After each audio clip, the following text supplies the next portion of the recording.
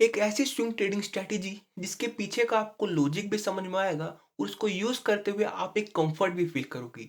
कभी भी मार्केट में एंट्री और एग्जिट लेते हुए आप हिचकिचाओगे नहीं और कॉन्फिडेंस के साथ मार्केट में ट्रेड को एग्जीक्यूट करोगे और एक प्रॉफिट बुक करोगे।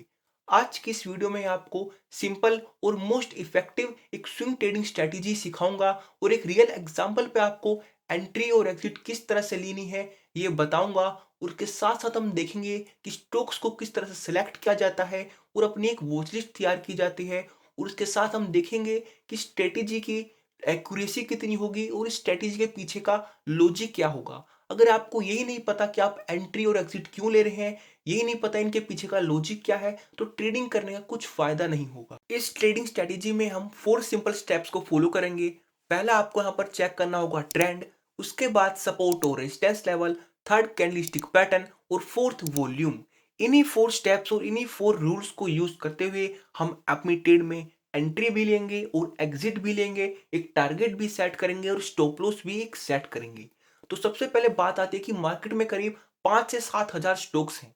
तो ऐसे में अच्छे स्टॉक्स को अपनी ट्रेडिंग ऐप में लिस्ट करना, इंक्लूड करना, उनमें ट्रेड करना थोड़ा सा मुश्किल होगा। तो इसके लिए आप क्या करें, अपना छोटा सा यूनिवर्स बनाएं और शुरुआत में निफ्टी 50 की टॉप जो 50 कंपनीज हैं उनको उठाएं और अपने ट्रेडिंग ऐप में इंक्लूड करने। और जो भी आपको करना है, आपको जो मैं स्ट्रेटेजी बताऊंगा इन्हीं 50 कंपनीज में, इन्हीं 50 स्टॉक्स में करना है। और जब आप एक कंफर्ट फील करो इस स्ट्रेटेजी में, उसके बाद 50 कंपनी और ऐड कर लें और निफ्टी 100 की जितनी भी 100 कंपनीज हैं, स्टॉक्स हैं, उनको उठाकर अपने ट्रेडिंग ऐप में इंक्लूड कर लें। और अब जो भी आपको करना है, एंट्री लेनी है, एग्जिट लेना है, जो भी आपको अपॉर्चुनिटी मिलेगी इन्हीं 100 स्टॉक्स में से मिलेगी। और इन 100 स्टॉक से आपको आगे नहीं बढ़ना है और मुझे लगता है कि आपको जरूरत भी नहीं पड़ेगी, क्योंकि ये 100 स्टॉक्स आपके लिए इनफ होंगे। जो मैं आपको स्ट्रेटेजी बताऊंगा उसको फॉलो करते हुए आप जब एनालाइज करोगे तो आपको हमेशा अपनी ट्रेड में अपॉर्चुनिटी जरूर मिलेगी, क्योंकि ये सारे वैल्यूएबल स्टॉक्स हैं। तो इनसे आगे बढ़ने की आपको कोई जरूरत नहीं है। एक लाइव एग्जांपल देखते हैं जिसपे आपको एंट्री लेना और एग्जिट लेना दोनों मैं सिखाऊंगा। इस एग्जांपल से आपको सारी चीजें क्लियर हो जाएंगी। तो लेट सपोज मान के चलते हैं कि आप इस पैटर्न में इस वक्त यहाँ पर खड़े होगे और जो अप ट्रेंड है इसको थोड़ी देर के लिए इग्नोर कर देते हैं। मानते हैं कि अभी हम यहाँ पर ही हैं। तो अगर आप यहाँ पर होते तो आपको जो पहला रूल है वो क्या कहता है, ट्रेंड चेक करना। तो ट्रेंड मेरा एक डाउन ट्रेंड में है। इसके बाद आपको चेक करना होगा सपोर्ट लेवल। अगर मैं यहाँ पर इसको जूम आउट करूं और देखूं तो ये पैटर्न मेरा सपोर्ट लेवल पे भी है। तो सपोर्ट लेवल मैं यहाँ पर ड्रॉ कर देता हूं और उसके साथ ही साथ मैं यहाँ पर रेजिस्टेंस लेवल भी देखते हूँ, सेट कर देता हूँ, देखता हूँ कि कहाँ तक मुझे अपनी ट्रेड में एक टारगेट बना के चलना है। तो यहाँ पर अगर देखें तो ये इसका रेजिस्टेंस लेवल है, तो रेजिस्टेंस लेवल भी यहाँ पर सेट कर देता हूँ। तो मेरा ट्रेंड कंफर्म हो गया, सपोर्ट लेवल कंफर्म हो गया। अब जो नेक्स्ट कंडीशन है वो मेरी है कैंडलस्टिक पैटर्न की। अगर आप यहाँ ध्यान से देखें तो ये पैटर्न आपको कुछ जाना पहचाना लगेगा। जी हाँ, ये एक बुलिश एंगलिफिंग पैटर्न है। एक रेड कैंडल को ग्रीन कैंडल ने पूरी तरह से कवर कर रखा है। तो ये एक बुलिश एंगलिफिंग पैटर्न है। याद रखें, कैंडलस्टिक पैटर्न इस स्ट्रेटेजी की बैकबोन है। बिना कैंडलस्टिक पैटर्न के ये स्ट्रेटेजी को आप परफॉर्म नहीं कर सकते हो। तो अगर आपको कैंडलस्टिक पैटर्न नहीं आते हैं तो इस प्लेलिस्ट में जाएं और कैंडलस्टिक पैटर्न सीखें। इस प्लेलिस्ट में मैंने सारे के सारे कैंडलस्टिक पैटर्न सिखाए हैं। उनके साथ साथ उनकी फॉर्मेशन कैसे होती है, आप वो किस तरह से उनमें एंट्री और एग्जिट लेते हैं, किस तरह से एक ट्रेड एग्जीक्यूट करते हैं, सब आपको सिखाया है। तो अगर आपको कैंडलस्टिक पैटर्न नहीं आते हैं तो आप इन वीडियोस को जरूर देखिए, क्योंकि कैंडलस्टिक पैटर्न ही इस स्ट्रेटेजी की बैकबोन है। बिना कैंडलस्टिक पैटर्न के स्ट्रेटेजी को आप परफॉर्म नहीं कर पाओगे। बिना कैंडल को एनालाइज करे इस स्ट्रेटेजी को आप फॉलो नहीं कर पाओगे। अब कैंडलस्टिक पैटर्न यहाँ पर मुझको मिलता है तो नेक्स्ट कंडीशन में चेक करूंगा हाई वॉल्यूम की। तो इसके लिए आपको स्टडीज पे जाना होगा और सर्च करना होगा वॉल्यूम चार्ट। तो वॉल्यूम चार्ट पे क्लिक करते ही यहाँ पर मेरा वॉल्यूम चार्ट लोड हो गया है। अब इस वॉल्यूम चार्ट में मुझको एक एवरेज चाहिए पिछले 10 दिनों का। कुछ लोग इस वॉल्यूम पे एवरेज नहीं लगाते हैं, जिनकी वजह से उनको एक कंफर्मेशन नहीं मिलती है वो हाई वॉल्यूम की। तो एवरेज लगाने के लिए मैं फिर से स्टडीज पे जाऊंगा और मूविंग एवरेज पे क्लिक करूंगा। एक बॉक्स आपको बना दिखाई देगा, इसमें पीरियड को काट के 10 कर दें, क्योंकि हमें केवल पिछले 10 दिनों का ही मूविंग एवरेज चाहिए। कलर मैं यहाँ पर व्हाइट चुनता हूँ, थोड़ा थोड़ा सा अच्छा लगे दिखने में। और फील्ड में आपको यहाँ पर वॉल्यूम चुननी है ताकि ये मेरा वॉल्यूम पे लोड हो जाए। तो लीजिए मेरा यहाँ पर वॉल्यूम चार्ट लोड हो गया है। तो जब जब मेरा एक ग्रीन कैंडल इस व्हाइट लाइन को कट करके ऊपर जाएगा तो मेरी बाइंग की हाई वॉल्यूम मानी जाएगी, और जब जब एक रेड कैंडल इस व्हाइट लाइन को कट करके ऊपर जाएगा तो मेरी सेल की हाई वॉल्यूम मानी जाएगी। अगर आप यहाँ देखें तो इस ग्रीन कैंडल पे बुलिश एंगल्फिंग पैटर्न पे ग्रीन कैंडल में मुझको हाई वॉल्यूम भी मिल रही है। तो चारों कंडीशन जो हैं वो मेरी फुलफिल हो चुकी हैं।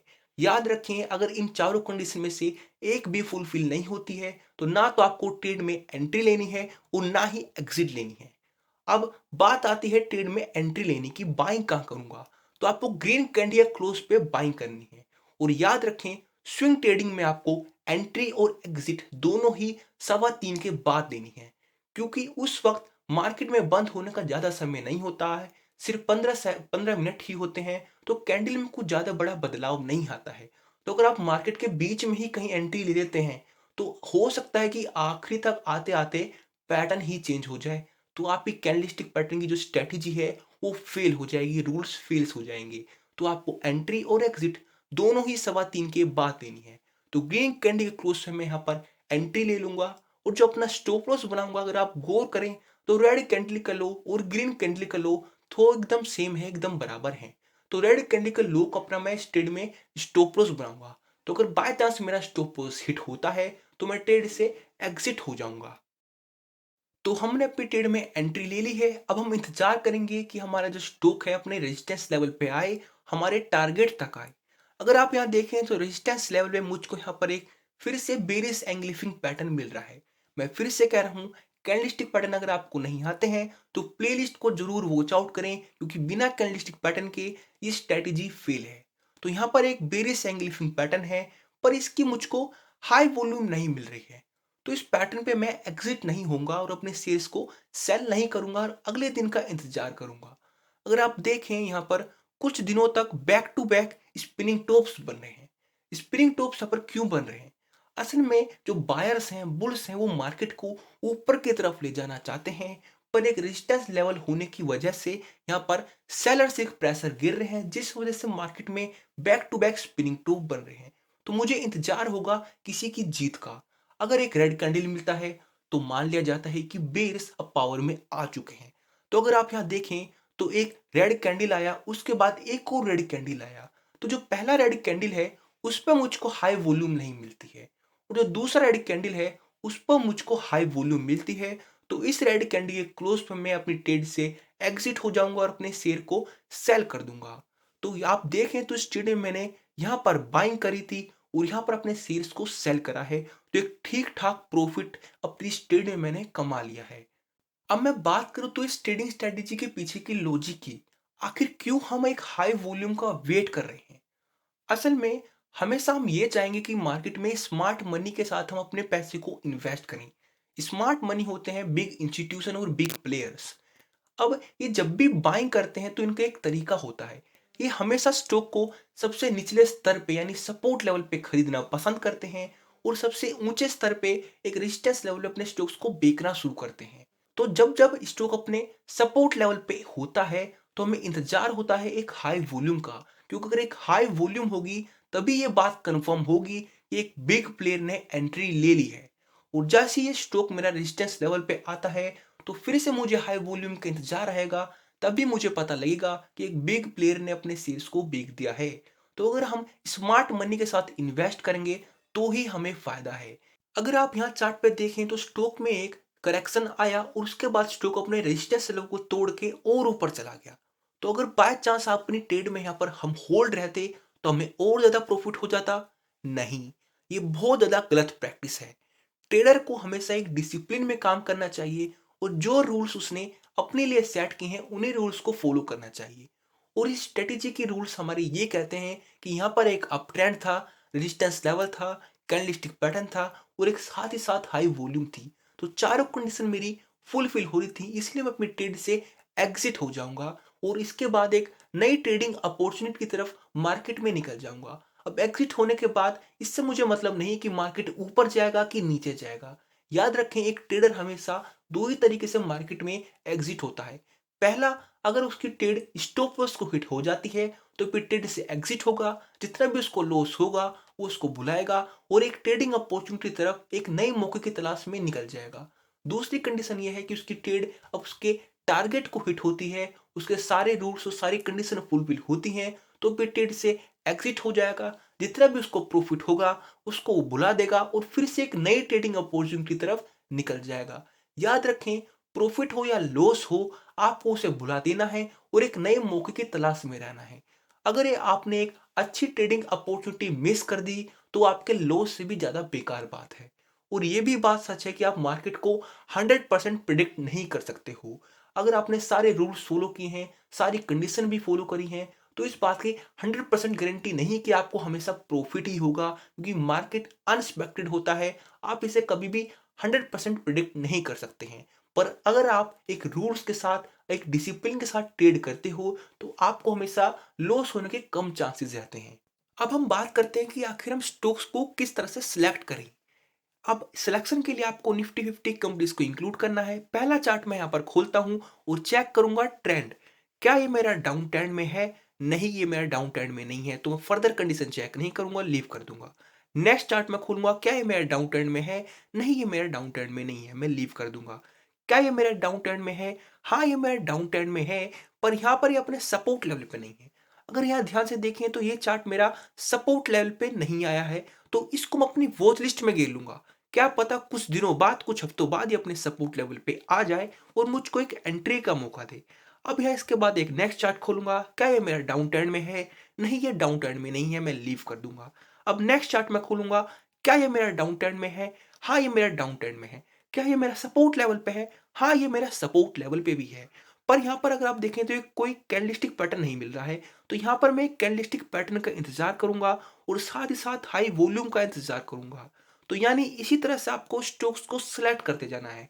और आप देखें तो हमें 3 सेकंड ही लग रही है एक स्टॉक को पिक करने में, और कंडीशन चेक करने में हद से हद 5 से 6 सेकंड। यानी अगर मैं मान कर चलूं, मैक्सिमम टाइम केवल 10 सेकंड लगेंगे आपको एक स्टॉक को पिक करने में। और इसी तरह से आपको स्टॉक को पिक करना है। और याद रखें, निफ्टी 100 के स्टॉक से आपको आगे नहीं बढ़ना है, इन्हीं में स्टॉक सेलेक्ट करना है। और यकीन माने, जिस तरह से मैंने करा है, इसी तरह से कुछ स्टॉक्स आपको ऐसे मिलेंगे जिनमें आप एंट्री ले सकते हो। कुछ स्टॉक ऐसे मिलेंगे जो अपने सपोर्ट लेवल पे आ चुके हैं पर कोई पैटर्न नहीं है। और कुछ स्टॉक ऐसे मिलेंगे जो अभी 20 डाउन ट्रेंड में है, सपोर्ट लेवल पे नहीं आए हैं, इंतजार कर सकते हैं। तो आप इसी तरह से अपनी एक वॉच लिस्ट बना सकते हैं और इसी तरह से एंट्री ले सकते हैं। अब इस ट्रेडिंग स्ट्रेटेजी की एक्यूरेसी कितनी होगी और ये कितनी कारगर है? अगर मैं एक्यूरेसी की बात करूं तो मार्केट में कुछ भी 100% नहीं होता है और आप 100% मार्केट को सही प्रिडिक्ट नहीं कर सकते हो। पर स्टिल ये जो स्ट्रेटेजी है काफ़ी ज़्यादा इफेक्टिव है। इसे मैं खुद पर्सनली यूज़ करता हूँ। अगर आपने सही से स्टॉक को एनालाइज करा है, सही से रूल्स फॉलो करा है, तो मैक्सिमम टाइम आप अपनी ट्रेड में प्रॉफिट ही बुक करोगे। पर स्टिल आपकी जो ट्रेड है स्टॉप लॉस को हिट हो सकती है। इसीलिए हमें ज़्यादा लॉस ना हो, इसलिए हम एक स्टॉप लॉस सेट करते हैं। आपको इन 2 कंडीशन में हमेशा आपकी ट्रेड स्टॉप लॉस हिट करेगी। पहली कंडीशन ये, लेट सपोज आपने किसी भी रैंडम स्टॉक में बाइंग करी, सारे रूल्स फॉलो करें, पर कुछ दिनों बाद ही, 2 से 3 से 4 दिन बाद ही उस कंपनी के खिलाफ मार्केट में कुछ नेगेटिव न्यूज़ फैल जाए। क्या पता उस कंपनी को अपने क्वार्टरली रिजल्ट्स में लॉस हो जाए, एनुअल रिजल्ट्स में लॉस हो जाए, तो उस दौरान मार्केट में एक पैनिक होएगा और उस वक़्त उस कंडीशन में वो जो पर्टिकुलर स्टॉक है वो बहुत ज़्यादा नीचे चला जाएगा। तो वहाँ पर आपकी ट्रेड स्टॉप लॉस को 100 की 100% हिट करेगी। सेकंड कंडीशन ये, बाइंग के कुछ दिनों बाद ही पूरा मार्केट ही क्रैश हो जाए। कुछ ऐसी न्यूज़ फैल जाए कि पूरा मार्केट ही क्रैश हो जाए, तो उस दौरान भी आपकी ट्रेड आपके स्टॉप लॉस को हिट करेगी। अभी रिसेंटली मेरे साथ ही कुछ ऐसा हुआ था। मैंने एक स्टॉक पिक करा, उसमें सारी कंडीशन मैंने फॉलो करी, सारे रूल्स फॉलो करे। जैसे ही बाइंग करा, उससे 2 दिन बाद मार्केट में कोरोना की न्यूज़ फैलने लगी। चाइना में केसेस बढ़ने लगे। ये न्यूज़ जैसे ही फैली, मार्केट में पैनिक आया और मार्केट क्रैश हो गया। और इतना क्रैश हुआ कि वो स्टॉक एक ही दिन में मेरा स्टॉप लॉस से बहुत ज़्यादा नीचे पहुँच गया। तो उस दौरान मैंने अपनी ट्रेड से एग्ज़िट लिया, जितना भी लॉस हुआ था उसे भुलाया और एक नई ट्रेडिंग अपॉर्चुनिटी की तरफ बढ़ गया। याद रखें, हमें हमेशा डिसिप्लिन में काम करना है। अब मैं यहाँ पर ये भी सोच सकता था कि नहीं, एक काम करते हैं, होल्ड रहते हैं। क्या पता मार्केट उठ जाए, क्या पता ये न्यूज़ ज़्यादा दिनों तक मार्केट में ना रहे और ये फिर से ऊपर की तरफ बढ़ जाए। मैंने पहले ही बताया था, एक ट्रेडर की लाइफ में डिसिप्लिन होना बहुत ज़्यादा ज़रूरी है। जो रूल्स हैं वो रूल्स हैं। अगर आपके रूल्स में ट्रेड में अगर आपकी स्टॉप लॉस हिट होती है तो आपको एग्जिट होना है और एक नई ट्रेडिंग अपॉर्चुनिटी तरफ बढ़ जाना है। इससे कोई मतलब नहीं है एग्जिट के बाद की स्टॉक ऊपर जाए या नीचे जाए। आपको हमेशा डिसिप्लिन में काम करना है, तभी आप एक अच्छे ट्रेडर बन पाओगे। आई होप ये आपको ट्रेडिंग स्ट्रेटेजी समझ में आई होगी कि किस तरह से आपको एंट्री लेनी है और किस तरह से एग्जिट लेना है। मैं फिर कह रहा हूं, कैंडलस्टिक पैटर्न इस स्ट्रेटेजी की बैकबोन है। अगर सारे रूल्स फॉलो करके भी आपको इस स्ट्रेटेजी में लॉस हो रहा है तो उसका मेन कारण यही हो सकता है कि आपको कैंडलस्टिक पैटर्न को सही से एनालाइज करना नहीं आ रहा है। तो कैंडलस्टिक पैटर्न की वो प्लेलिस्ट जरूर वॉच आउट करें, क्योंकि कैंडलस्टिक पैटर्न इस स्ट्रेटेजी की बैकबोन है। बिना कैंडल को एनालाइज करे आप इस स्ट्रेटेजी में आगे नहीं बढ़ सकते हो। तो मैं आशा करता हूँ कि आपको ये वीडियो समझ में आई होगी। अच्छी लगी तो वीडियो को लाइक करें।